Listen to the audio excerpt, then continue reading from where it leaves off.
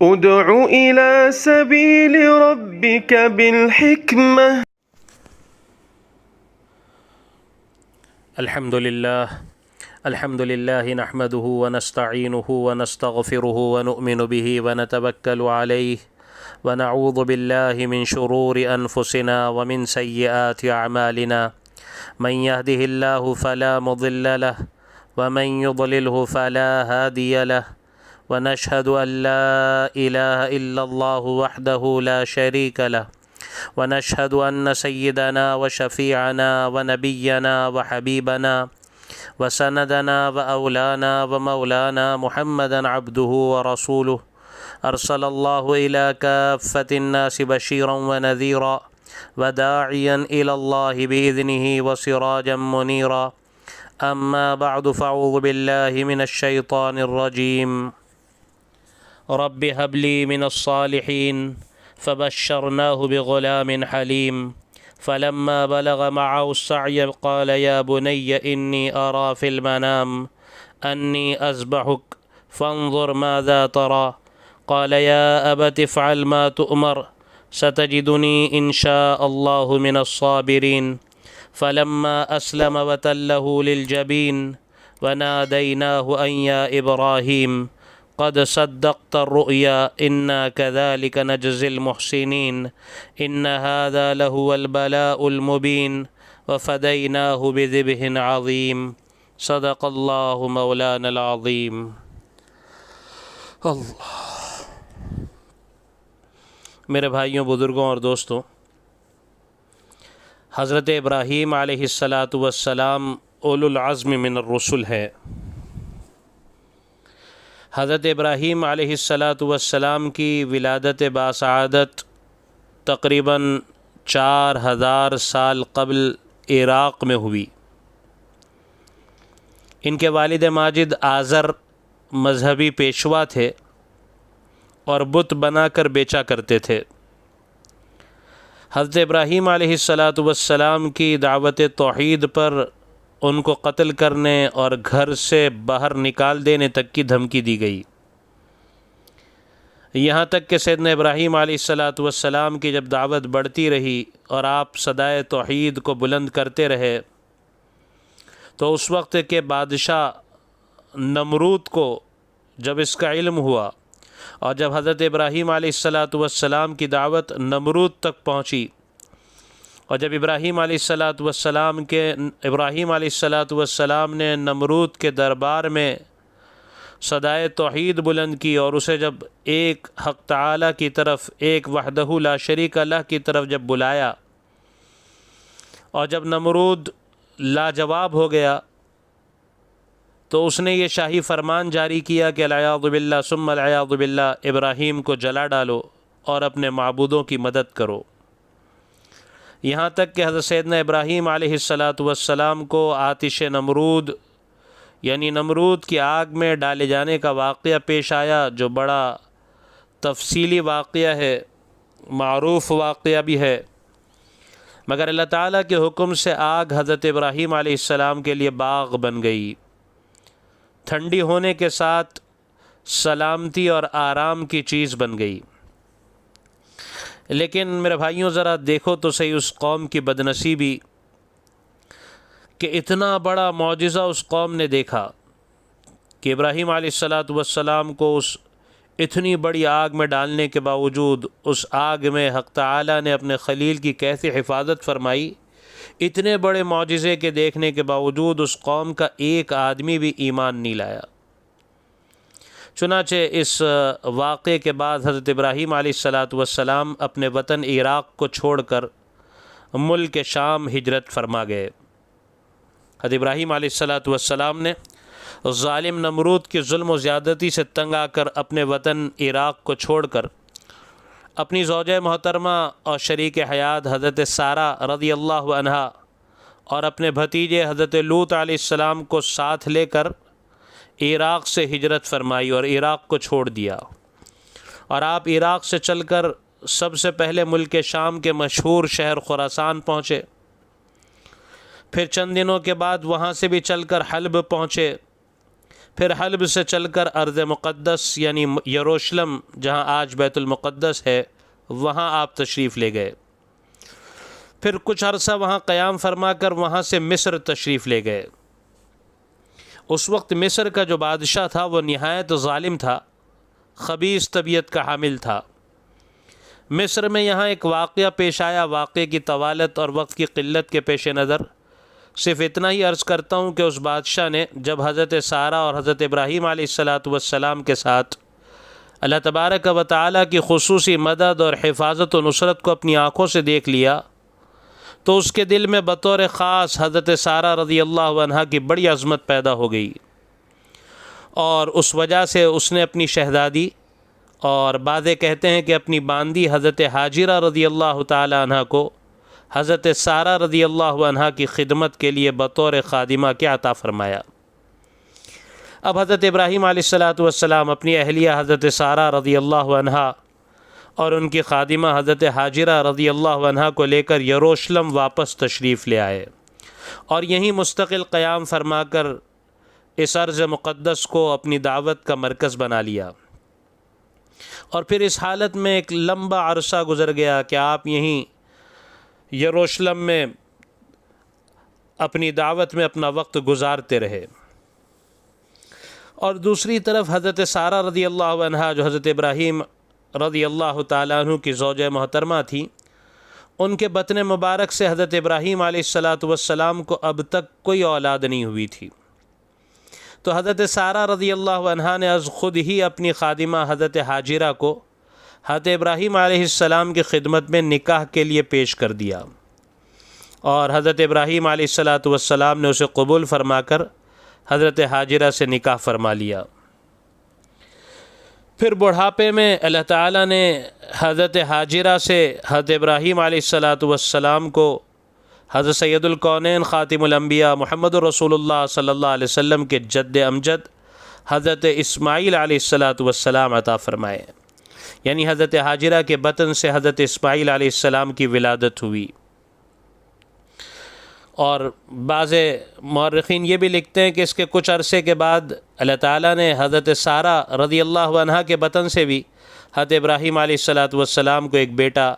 حضرت اسحاق علیہ السلام عطا فرمائے۔ اب ادھر اللہ تبارک و تعالیٰ کی طرف سے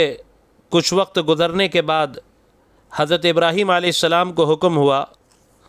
کہ مکہ المکرمہ جو وادی غیر ذی زرع ہے اسے آباد کریں، نیز حضرت حاجرہ اور نومولود بچے حضرت اسماعیل علیہ السلام کو بھی ساتھ لے کر مکہ مکرمہ تشریف لے جائیں۔ لہٰذا حضرت ابراہیم علیہ السلام اپنی چھوٹی زوجہ محترمہ حضرت حاجرہ رضی اللہ عنہا اور نومولود صاحبزادے بڑھاپے کی اولاد حضرت اسماعیل علیہ السلام کو ساتھ لے کر حضرت ابراہیم علیہ السلام نے حجاز مقدس کا سفر فرمایا، اور بڑی زوجہ محترمہ حضرت سارہ رضی اللہ عنہا کو حضرت ابراہیم علیہ السلام نے یروشلم میں ہی اپنی اصلی رہائش گاہ پر برقرار رکھا۔ اب حضرت ابراہیم علیہ السلام اللہ تبارک و تعالیٰ کے حکم سے حضرت حاجرہ رضی اللہ عنہا اور نومولود صاحبزادے حضرت اسماعیل علیہ السلام کو لے کر جس وقت مکہ المکرمہ پہنچے، اس وقت مکہ المکرمہ کا حال بڑا عجیب و غریب تھا۔ ہر طرف پہاڑ ہی پہاڑ تھے، دور دور تک کسی انسان کی بود و باش کا نام و نشان تک نہیں تھا، یہاں تک کہ طوفان نوح کے بعد کعبۃ اللہ کی بنا کے آثار بھی ختم ہو چکے تھے۔ حضرت عبداللہ ابن عباس رضی اللہ تعالیٰ عنہ سے ایک روایت اس طرح کی بھی ملتی ہے کہ کشتی نوح جو حضرت نوح علیہ السلام نے کشتی بنائی تھی طوفان نوح کے زمانے میں، اس میں 80 افراد مع اہل و عیال کے تھے، اور وہ کشتی 150 یوم تک 150 دنوں تک پانی میں چلتی رہی، اور اسی دوران اللہ تعالیٰ نے کشتی کا رخ مکہ المکرمہ کی طرف کر دیا۔ اسی حالت میں اسی طوفان کے زمانے میں وہ کشتی نوح کعبۃ اللہ کے چاروں طرف 40 دن تک چکر لگاتی رہی۔ اس کے بعد کشتی کا رخ پھر عراق کی طرف ہو گیا، اور پھر وہ کشتی چلتے چلتے جبل جودی کی چوٹی پر جا کر رک گئی۔ بہرحال یہ تو درمیان میں ایک بات آئی تو بندے نے عرض کر دیا۔ اصل تو یہ عرض کر رہا تھا کہ آج جہاں بیت اللہ قائم ہے وہ اس وقت ایک اونچے ٹیلے کی شکل میں تھا، اور اس ٹیلے کے قریب ایک درخت تھا۔ حضرت ابراہیم علیہ السلام جب مکہ المکرمہ پہنچے تو اس درخت کے نیچے حضرت حاجرہ کو اور نومولود صاحبزادے بڑھاپے کی اولاد حضرت اسماعیل علیہ السلام کو چھوڑ دیا، اور ایک تھیلی جس میں کچھ کھجور تھیں اور ایک مشکیزہ پانی پینے کا جس میں موجود تھا ان کے حوالے فرمایا، اور اللہ تبارک و تعالیٰ کے حکم پر حضرت حاجرہ اور حضرت اسماعیل کو یہاں چھوڑ کر حضرت ابراہیم علیہ السلام چل پڑے۔ اب یہاں حضرت حاجرہ اور حضرت اسماعیل علیہ السلام بالکل تنہا تھے، آس پاس میں دور دور تک نہ پانی تھا، نہ ہی کھانے کے لیے کوئی چیز دکھائی دے رہی تھی، نہ ہی یہاں کوئی سرسبزی و شادابی تھی، بلکہ ہر طرف خشک و چٹیل پہاڑ ہی پہاڑ نظر آ رہے تھے۔ یہی وجہ ہے کہ قرآن کریم نے مکہ المکرمہ کو وادی غیر ذی زرع کہا ہے، یعنی پہاڑوں کے درمیان کی ایسی وادی جہاں کوئی چیز نہ اگتی ہو۔ جب حضرت ابراہیم علیہ السلام ایسے بے آب و گیا پہاڑوں کے بیچ کی خشک وادی میں چہیتی زوجہ حضرت حاجرہ رضی اللہ عنہا اور دودھ پیتے لگتے جگر حضرت اسماعیل کو اکیلے چھوڑ کر جاننے لگے تو حضرت حاجرہ رضی اللہ عنہا پیچھے پیچھے درد بھری آوازوں سے پکارتی ہوئی جانے لگیں کہ آپ ہم کو ایسی جگہ اکیلے چھوڑ کر کیسے جا رہے ہیں آخر؟ جب حضرت ابراہیم علیہ السلام کی طرف سے کوئی جواب نہیں ملا تو حضرت حاجرہ نے فرمایا اللہ امرنا، ابراہیم کیا یہ اللہ کا حکم ہے؟ کیا تم اللہ کے حکم کی وجہ سے اس غیر ذی زرع میں ہمیں چھوڑ رہے ہو، بے آب و گیا وادی میں ہمیں چھوڑ رہے ہو؟ حضرت ابراہیم علیہ السلام نے فرمایا جی ہاں یہ اللہ کا حکم ہے۔ تو حضرت حاجرہ اسی جگہ یہ کہہ کر رک گئیں کہ اگر اللہ کا یہی حکم ہے تو پھر آپ بالکل جائیں، جس اللہ نے ہمیں یہاں چھوڑنے کا حکم فرمایا ہے وہ اللہ ہمیں کبھی ضائع نہیں کرے گا، اذن لا یضیعنا، آپ بالکل چھوڑ دیں، اللہ ہمیں کبھی ضائع نہیں کرے گا۔ اللہ اکبر، اس اللہ کی بندی کا کیا یقین ہوگا، اللہ تبارک و تعالیٰ کی ذات عالی پر کیسا بھروسہ ہوگا، اپنے رب پر کیسا اعتماد ہوگا کہ میں جب اللہ کے حکم کو پورا کروں گی تو میرا رب مجھے کبھی ضائع نہیں کرے گا۔ حضرت ابراہیم علیہ السلام نے فرمایا ہاں حاجرہ یہ اللہ کا حکم ہے، اور تم اللہ کا حکم پورا کرو گی تو اللہ تمہیں کبھی ضائع نہیں کرے گا۔ اب حضرت ابراہیم علیہ السلام ملک شام کی طرف روانہ ہو گئے۔ حضرت ابراہیم علیہ السلام کی واپسی کے بعد حضرت حاجرہ تھیلی میں جو کچھ کھجوریں تھیں بھوک لگنے پر اس میں سے کھا لیا کرتیں، پیاس لگنے پر مشکیزے سے پانی پی لیا کرتیں، مگر چند روز کے بعد پانی ختم ہو گیا، کھجوریں ختم ہو گئیں۔ نومولود حضرت اسماعیل علیہ السلام بھوک کے مارے جب بے قرار ہونے لگے تو حضرت اسماعیل علیہ السلام کی بے قراری اور بچے کی بے قراری کو دیکھ کر ماں بھی بے چین ہو گئیں، حضرت حاجرہ بھی بے قرار ہو گئیں اور ادھر ادھر دیکھنے لگیں۔ آج جہاں بیر زمزم کا کنواں ہے،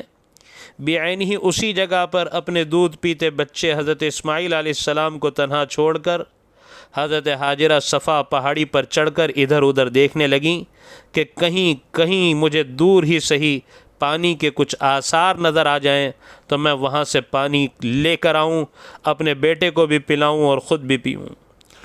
ایک طرف یہ یقین بھی تھا کہ پانی تو ضرور ملے گا، اس لیے کہ حضرت ابراہیم علیہ السلام نے بھی جاتے وقت یہ کہا تھا کہ اللہ تم کو کبھی ضائع نہیں کرے گا۔ ایک طرف نگاہ لقودق میدان میں پانی کی تلاش کی طرف ہوتی، دوسری طرف نگاہ نومولود کی طرف ہوتی کہ اس لقودق ریگستان میں کہیں کوئی درندہ بچے کو نقصان نہ پہنچا دے۔ صفا پہاڑی پر سے جب کہیں دور دور تک پانی کے کوئی آثار نظر نہ آئے تو بے قرار ماں نے بے قرار ہو کر صفا پہاڑی سے پانی کی تلاش میں مروہ پہاڑی کی طرف چلنے لگیں۔ جب صفا اور مروہ کے درمیان پہنچی جہاں آج گرین لائٹ لگی ہوئی ہے تو دوڑنے لگی۔ یہاں دوڑنے کی وجہ یہ تھی کہ یہ حصہ نشیب میں تھا اور وہاں سے گزرتے ہوئے مائی حاجرہ کو اپنے لخت جگر حضرت اسماعیل علیہ السلام نظر نہیں آتے تھے۔ پھر جب نشیبی حصہ ختم ہو جاتا اور بچہ نظر آنے لگتا تو دوڑنا چھوڑ دیتی اور پھر چلتے چلتے مروہ پہاڑی پر پہنچ جاتی۔ پھر وہاں پہنچ کر بے قراری سے ادھر ادھر دیکھنے لگتیں اور اللہ سے دعا کرنے لگتیں۔ اس طرح حضرت حاجرہ رضی اللہ تعالی عنہ 7 مرتبہ صفا سے مروہ اور مروہ سے صفا بے قراری کے ساتھ دوڑتی رہیں۔ 7ویں چکر میں جب مروہ پر پہنچ کر بے قرار کھڑی تھیں کہ ایک آواز سنائی دی۔ حضرت حاجرہ آواز کی طرف متوجہ ہوئی، تھوڑی ہی دیر گزری تھی کہ دیکھا بچے کے ارد گرد پرندے اڑ رہے ہیں۔ فوراً دوڑتے ہوئے اپنے لخت جگر نومولود سیدنا حضرت اسماعیل علیہ السلام کے پاس پہنچی تو دیکھا کہ حضرت جبریل امین علیہ السلام تشریف فرما ہے اور حضرت اسماعیل علیہ السلام کی ایڑی سے پانی کا چشمہ ابل رہا ہے۔ حضرت حاجرہ نے جلدی سے پانی کے اس چشمے کی چاروں طرف زم زم کہتی ہوئی مڈیر یعنی باؤنڈری بنانے لگیں۔ زمزم عبرانی کا غالباً لفظ ہے رک جا کے اس کے معنی ہوتے ہیں۔ حضرت نبی کریم صلی اللہ علیہ وسلم ارشاد فرماتے ہیں کہ اگر حضرت حاجرہ نے اس طریقے سے پانی کو روکا نہ ہوتا تو وہ پانی ہمیشہ سے وہاں کے لیے جاری ہو جاتا، یعنی نہر کی شکل زمزم اختیار کر لیتا۔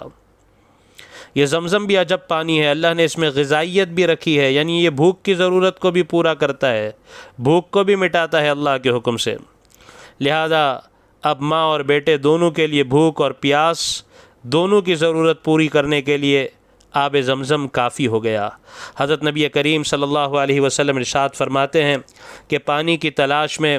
حضرت حاجرہ کا صفا اور مروہ کے درمیان دوڑنا اللہ تبارک و تعالیٰ کو اتنا پسند آیا کہ امت مسلمہ کے لیے صفا و مروہ کے درمیان دوڑنا حج اور عمرے جیسی عاشقانہ عبادت کا اہم ترین جز قرار دے دیا۔ اب پانی کی فراوانی ہو گئی۔ پانی کی فراوانی پر قوم جرہم کے کچھ لوگ اپنے خاندان کو بسانے کے لیے کسی ایسی جگہ کے تلاش میں تھے جہاں عمدہ ترین پانی کی فراوانی ہو، اور اللہ کی عجیب شان اور قدرت کہ وہ لوگ مکہ المکرمہ کے قریب ہی سے گزر رہے تھے۔ جب انہوں نے مکے کی فضاؤں میں پرندوں کو اڑتے دیکھا تو آپس میں کہنے لگے کہ یہاں پانی وافر مقدار میں ضرور موجود ہوگا۔ لہذا وہ پانی اور کسی کی تلاش میں جب کہ کوئی آدمزاد بھی جب یہاں ہوگا پانی ہے تو وہ جب تلاش کرتے کرتے پہنچے تو انہوں نے حضرت حاجرہ رضی اللہ عنہا کو اور چھوٹے خوبصورت بچے کو یہاں قیام پذیر پایا، قیام کرتے ہوئے دیکھا، اور پاس ہی آب زمزم کے بہترین چشمے کو جاری دیکھا، اور پانی کے عمدے ذائقے کو جب چکھا تو وہ بہت زیادہ کہ پانی تو بڑا ذائقے دار ہے۔ سارے کے سارے حضرت حاجرہ کے پاس آئے اور ان سے اس بات کی اجازت چاہنے لگے کہ وہ انہیں اس بات کی اجازت دیں کہ وہ انہی کے قریب میں آباد ہو جائیں، یہیں وہ آباد ہو جائیں، اپنے خاندان کو یہیں بسا لیں۔ حضرت حاجرہ رضی اللہ عنہا نے اس شرط پر انہیں اجازت مرحمت فرما دی کہ پانی کا چشمہ، پانی کا یہ جو کنواں ہے اس کے مالک تم نہیں ہو سکتے، یہ کنواں ہماری ہی ملک میں ہوگا، اس کنویں کے مالک ہم ہی ہوں گے۔ قوم جرہم نے حضرت حاجرہ رضی اللہ عنہا کی بات مان لی اور اپنے خاندان کے ساتھ یہیں آباد ہو گئے۔ ان سب کے گزر بسر کا سلسلہ اس طرح شروع ہوا کہ وہ لوگ یہاں پہاڑوں میں جا کر شکار کرتے اور شکار کا گوشت کھاتے اور زمزم کا پانی پیتے، اس لیے کہ مکے کی زمین میں اس وقت غلہ تو ہوتا ہی نہیں تھا، اور نہ کہیں سے کہیں باہر سے کوئی چیز آنے کی شکل تھی، اور نہ کسی قسم کا پھل اور میوہ یہاں پیدا ہوتا تھا۔ اب حضرت اسماعیل علیہ السلام مکہ المکرمہ میں پروان چڑھنے لگے، زمزم کا پانی تھا، قبیلہ جرہم آباد ہو چکا تھا، یہاں تک کہ قریب البلوغ یعنی بالغ ہونے کے آپ قریب ہو گئے، ہونہار ہو گئے، دل فریب حسن و جمال کی انتہا کو پہنچ گئے، ماں باپ دونوں کے لیے آنکھوں کی گویا ٹھنڈک بن سکیں، تو اللہ تعالیٰ کی طرف سے سخت اور سنگین ترین امتحان اور آزمائش کا حکم آ گیا۔ یاد رکھیں کہ انبیاء علیہم السلام کا خواب اللہ کی طرف سے وحی ہوتا ہے۔ چنانچہ اللہ تبارک و تعالیٰ کے حکم سے حضرت ابراہیم علیہ السلام ملک شام سے مکہ المکرمہ تشریف لائے اور اپنے ہونہار لخت جگر سے ملاقات ہوئی، کچھ دن اپنے بیٹے کے ساتھ گزارے۔ اب اسی اثنا میں مسلسل 3 مرتبہ حضرت ابراہیم علیہ السلام نے خواب میں دیکھا کہ اللہ کے حکم سے وہ اپنے اکلوتے لخت جگر کو ذبح فرما رہے ہیں۔ اس پر حضرت ابراہیم علیہ السلام نے اپنے بیٹے حضرت اسماعیل علیہ السلام کو بلایا اور فرمایا، یا بنی انی ارا فی المنام انی اذبحک فانظر ماذا تری، اے میرے بیٹے میں خواب میں دیکھتا ہوں کہ میں تمہیں ذبح کر رہا ہوں، اب سوچ کر بتاؤ تمہاری کیا رائے ہے۔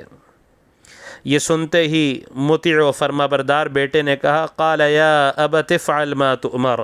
ستجدنی انشاء اللہ من الصابرین، ابا جان آپ وہی کیجئے جس کا آپ کو حکم دیا جا رہا ہے، انشاءاللہ آپ تو مجھے صبر کرنے والوں میں سے پائیں گے۔ اب جب حضرت ابراہیم علیہ السلام اللہ کے اس حکم کو پورا کرنے کے لیے حضرت اسماعیل علیہ السلام کو لے کر نکلے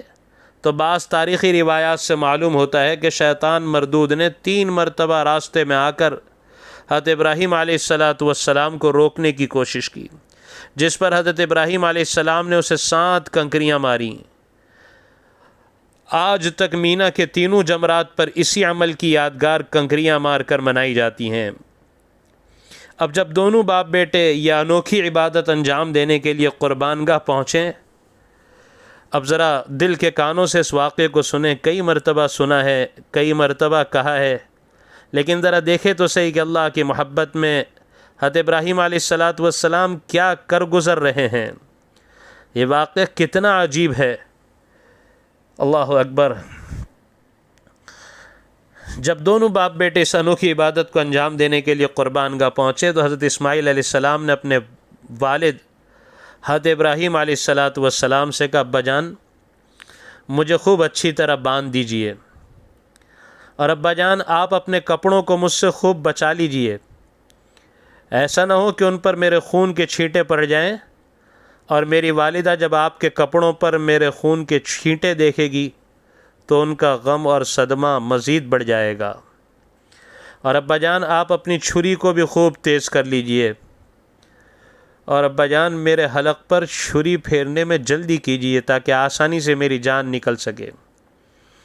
اور ابا جان مجھے اوندھا پیشانی کے بل لٹائیے، کہیں ایسا نہ ہو کہ آپ مجھے سیدھا لٹائیں اور آپ کی اور میری آنکھ 2 4 ہو اور آپ پر پدری شفقت غالب آ جائے، اور ایسا نہ ہو کہ کہیں آپ کا ہاتھ کانپ جائے اور اللہ کے حکم کے پورا کرنے میں دیر ہو جائے۔ اور وہاں حضرت ابراہیم علیہ السلام تیار ہیں اور حضرت اسماعیل علیہ السلام کہہ رہے ہیں ہاں ابا جان ایک بات اور کہ آپ جب میری والدہ کے پاس جائیں تو میرا سلام میری والدہ سے عرض کر دیں۔ یہ کہہ کر حضرت اسماعیل علیہ السلام نے اپنا کرتا اتارا اور کہا ابا میرا یہ کرتا میری والدہ کو دے دینا، جب کبھی میری ماں کو میری یاد آئے گی تو وہ میرا یہ کرتا دیکھ کر تسلی کر لے گی۔ اکلوتے بیٹے کی زبان سے یہ الفاظ سن کر ایک بوڑھے باپ کے دل پر کیا گزری ہوگی یہ ایک باپ ہی اندازہ لگا سکتا ہے، لیکن حضرت ابراہیم علیہ السلام پر 100 بار قربان جائیں کہ استقامت کا پہاڑ بن کر جواب دیا کہ بیٹے تم اللہ کا حکم پورا کرنے کے لیے میرے کتنے اچھے مددگار ہو۔ یہ کہہ کر بیٹے کو بوسہ دیا اور پرنم آنکھوں سے بہتے ہوئے آنسوؤں کی حالت میں لخت جگر کو باندھنا شروع کیا، ہاتھ پیر باندھے، جب باندھ کر فارغ ہوئے تو اپنے بیٹے کو اوندھا لٹایا، چھری تیز کی، اپنی آنکھوں پر پٹی باندھی۔ بعض علماء فرماتے ہیں اس وقت حضرت ابراہیم علیہ السلام کی عمر 92 سال تھی، حضرت اسماعیل علیہ السلام بڑھاپے کی اولاد ہیں اور پھر اکلوتی اولاد ہیں۔ ایک ہاتھ میں چھری لے لی، دوسرے ہاتھ سے بیٹے کے سر کے بال پکڑے اور اپنے گھٹنوں کو بیٹے کی پیٹھ پر رکھا اور آسمان کی طرف نگاہ اٹھائی اور فرمایا اے میرے رب کبھی اسماعیل کی محبت آپ سے زیادہ میرے دل میں نہیں ہوئی، میرے رب میرے دل میں تو صرف آپ ہی آپ ہیں۔ میرے بھائیو آسمان کے فرشتے 2 وقت روئے ہیں، ایک اس وقت جب حضرت ابراہیم علیہ السلام کی فریاد 7 آسمانوں میں گونجی ہے اور بوڑھے باپ کے ہاتھ میں چھری ہے اور نیچے بیٹے حضرت اسماعیل علیہ السلام ہیں، اس وقت آسمان کے فرشتے روئے ہیں۔ اور دوسرے طائف کی وادی میں جب میرے محبوب صلی اللہ علیہ وسلم کو طائف والوں نے ایذا پہنچائی تو آسمان کے فرشتوں کی چیخیں نکل گئیں۔ اب ادھر حضرت ابراہیم علیہ السلام نے چھری چلائی اور ادھر اللہ کا امر آ گیا۔ اللہ کی طرف سے حضرت جبرائیل علیہ السلام کو حکم ہوا کہ جبرائیل جلدی جنت سے مینڈھا لے کر جاؤ۔ حضرت جبرائیل علیہ السلام جنت سے مینڈھا لے کر آ گئے، آسمانوں سے مینڈھا نازل ہوا۔ حضرت ابراہیم علیہ السلام نے یہاں چھری چلائی تو چھری چل گئی۔ حضرت ابراہیم علیہ السلام نے آنکھوں سے فوراً پٹی کھولی تو سامنے مینڈھا ذبح ہوئے پڑا ہے، اور حضرت جبرائیل علیہ السلام اور حضرت اسماعیل علیہ السلام سامنے کھڑے مسکرا رہے ہیں۔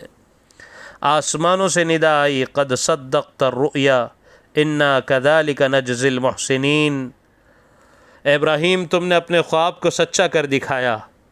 اور یقیناً ہم مخلصین کو ایسا ہی صلہ دیا کرتے ہیں۔ آگے حق تعالیٰ فرماتے ہیں ان ھذا لہو البلاء المبین، بے شک یہ بڑی آزمائش تھی ابراہیم کے لیے۔ اور پھر فرمایا وفدیناہ بذبح عظیم، ہم نے ایک بڑا ذبیح اس کے عوض میں دے دیا۔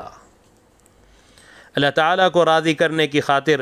حضرت ابراہیم علیہ السلام نے تاریخ انسانی کا وہ عظیم الشان کارنامہ انجام دیا کہ جس کا مشاہدہ نہ اس سے پہلے کبھی زمین و آسمان نے کیا، اور نہ اس کے بعد کبھی وہ اس کا مشاہدہ کر سکیں گے۔ اس ذبح کے عظیم واقعے کے بعد حضرت ابراہیم علیہ السلام پھر ملک شام واپس تشریف لے گئے۔ اب کچھ مدت کے بعد حضرت اسماعیل علیہ السلام جوان ہو گئے تو قوم جرہم نے اپنی ایک لڑکی کے ساتھ نکاح کے لیے پیشکش کی،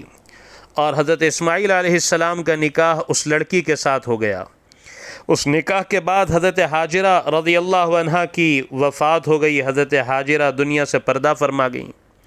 پھر کچھ دنوں کے بعد حضرت ابراہیم علیہ السلام مکہ مکرمہ تشریف لائے۔ اس وقت حضرت اسماعیل علیہ السلام گھر پر موجود نہیں تھے، شکار کے لیے پہاڑوں میں تشریف لے گئے تھے۔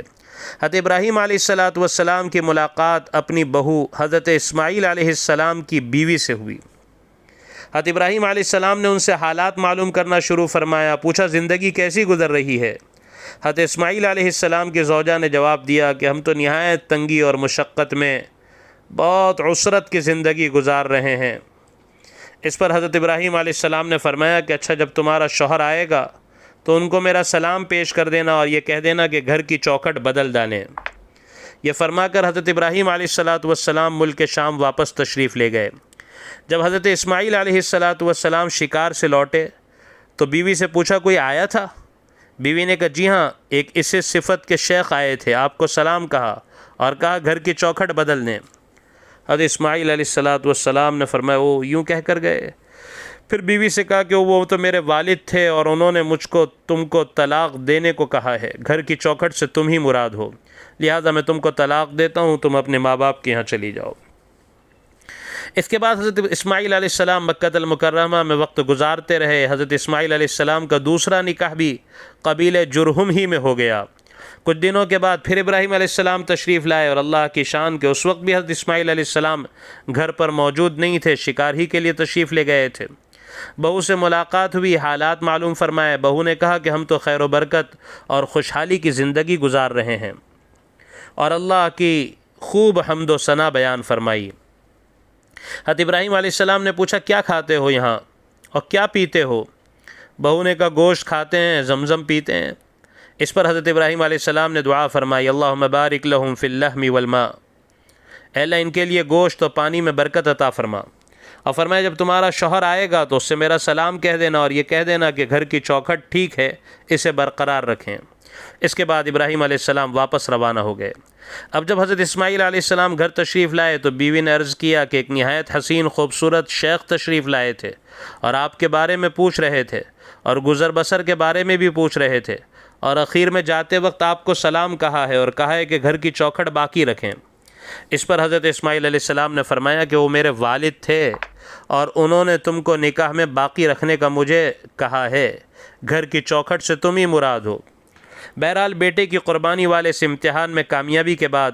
اللہ تعالیٰ نے حضرت ابراہیم علیہ السلام کو حکم فرمایا کہ ابراہیم اب ہماری عبادت کے لیے ہمارا گھر تعمیر کرو۔ چنانچہ اللہ تبارک و تعالیٰ کے حکم پر حضرت ابراہیم علیہ السلام نے اپنے بیٹے حضرت اسماعیل علیہ السلام کے ساتھ مل کر بیت اللہ شریف کی تعمیر فرمائی۔ قرآن کریم میں حق تعالیٰ ارشاد فرماتے ہیں وَإِذْ يَرْفَعُ إِبْرَاهِيمُ الْقَوَاعِدَ مِنَ الْبَيْتِ وَإِسْمَاعِيلُ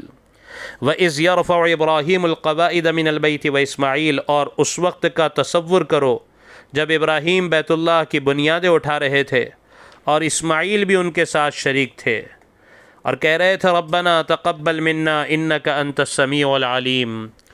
اور دونوں یہ کہتے جاتے تھے کہ اے ہمارے پروردگار ہم سے یہ خدمت قبول فرما، بے شک تو اور صرف تو ہی ہر ایک کی سننے والا اور ہر ایک کو جاننے والا ہے۔ اب جب حضرت ابراہیم علیہ السلام بیت اللہ کی تعمیر سے فارغ ہوئے تو اللہ تعالیٰ کی طرف سے حکم ہوا کہ ابراہیم اب لوگوں کے درمیان اس گھر کے حج کا اعلان کرو۔ اس پر حضرت ابراہیم علیہ السلام نے عرض کیا اللہ یہاں دور دور تک بھی انسانی آبادی نہیں، یہاں تو صرف ایک چھوٹا سا قبیلہ جرہم آباد ہے، باقی انسانیت تو سینکڑوں میل دور آباد ہے، میری آواز ان تک کیسے پہنچے گی؟ اللہ تعالیٰ نے ارشاد فرمایا ابراہیم آواز کا لگانا تمہارا کام ہے اور آواز کا پہنچانا ہمارا کام ہے۔ اللہ رب العزت کے اس جواب پر حضرت ابراہیم علیہ السلام کو اطمینان ہوا اور آپ جبل ابو قبیس پر تشریف لائے۔ یہ ہم مکہ المکرمہ اللہ پاک ہم سب کو وہاں کی بار بار کی حاضری نصیب فرمائے۔ جو حاضر ہوئے انہوں نے دیکھا ہے کہ جو 1 نمبر گیٹ ہے باب ملک عبدالعزیز، اس کے دائیں طرف جو بادشاہ کا پیلس نظر آتا ہے یہ اسی جبل ابو قبیس پر بنا ہوا ہے، جو وہاں سے دائیں طرف مڑتے ہوئے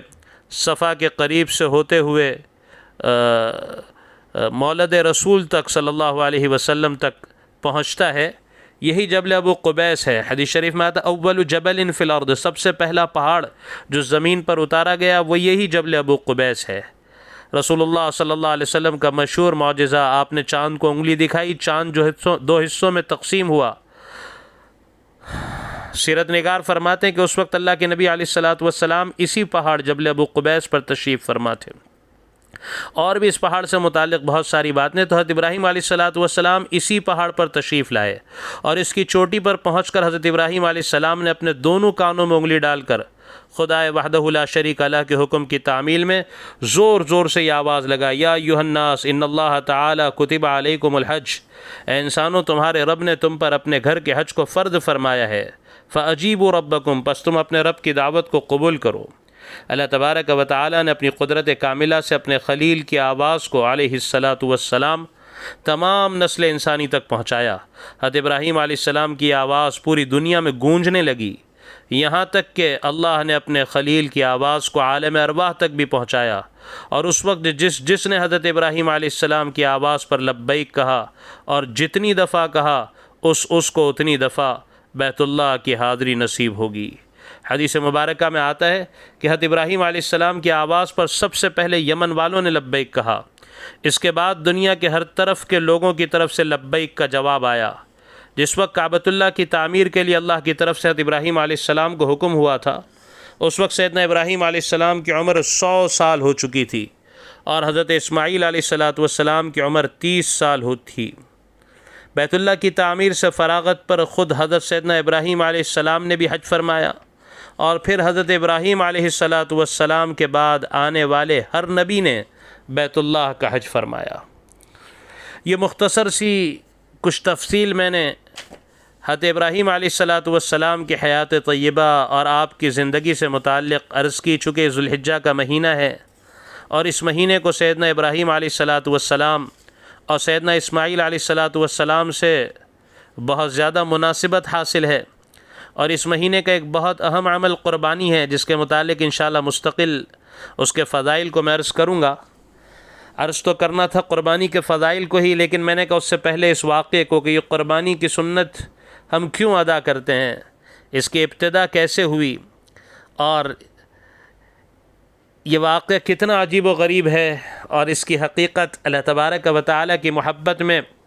کس طرح انبیاء علیہم السلام بڑی سے بڑی قربانی کے دینے کے لیے تیار ہو جایا کرتے تھے۔ تو قربانی کے پس منظر کے لیے میں نے یہ ساری تفصیل اور اس واقعے کو اور حضرت ابراہیم علیہ السلام کی زندگی کے مختلف گوشوں کا آپ کی خدمت میں عرض کیا۔ آج کی ہماری یہ مجلس اور یہ نشست تھوڑی سی طویل ضرور ہو گئی، لیکن سیدنا ابراہیم علیہ السلام کی زندگی اور آپ کے واقعات اتنی تفصیل سے کتابوں میں احادیث میں ملتے ہیں کہ اس کو بیان کرنے کے لیے تو کئی نشستیں ناکافی ہیں۔ میں نے بہت مختصراً اشارتاً آج کی مجلس میں سیدنا ابراہیم علیہ السلام کی زندگی کے مختلف گوشوں کو جمع کر آپ کی خدمت میں عرض کرنے کی کوشش کی ہے۔ اللہ تبارک و تعالی اس سے ہمیں نصیحت حاصل کرنے کی اور اپنے جذبات کو ان جذبات کی طرح بنانے کی اور اللہ تبارک و تعالی کے احکامات پر چلنے کی اللہ تبارک و تعالی عافیت کے ساتھ ہم سب کو توفیق نصیب فرمائے۔ آمین۔ وآخر دعوانا ان الحمد للہ رب العالمین۔